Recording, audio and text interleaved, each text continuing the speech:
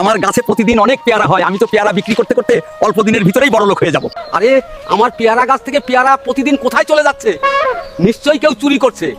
এখান থেকে লুকিয়ে লুকিয়ে দেখতে হবে কে আমার পেয়ারা চুরি করে নিয়ে যায় আজকে। ওই চোরকে আজ হাতে নাতে ধরবো। আশেপাশে কোথাও তো দাদুকে দেখছি না, এই সুযোগে পেয়ারাগুলো নিয়ে পালিয়ে যায়। আজকে আমি দেখব এই কবুতর আমার পেয়ারা নিয়ে কোথায় যায়। এই তো বাসায় চলে এসেছি, তাড়াতাড়ি ঘরের ভিতরে ঢুকে পড়ি। ও বুঝতে পেরেছি, তার মানে কবুতরটি মা হতে চলেছে, এই জন্য খাবার সংগ্রহ করে রাখছে। হায় আল্লাহ, এখন তো অনেক ঝড় বৃষ্টি হচ্ছে, আমি এখন কোথায় যাব, কোথায় থাকবো? এখন তো অনেক ঝড় বৃষ্টি হচ্ছে, তাড়াতাড়ি গিয়ে কবুতরকে উদ্ধার করতে হবে। কবুতর বন্ধু, আজ থেকে তুমি আমার সাথেই থাকবে, ঠিক আছে? চলো আমার বাড়িতেই চলো।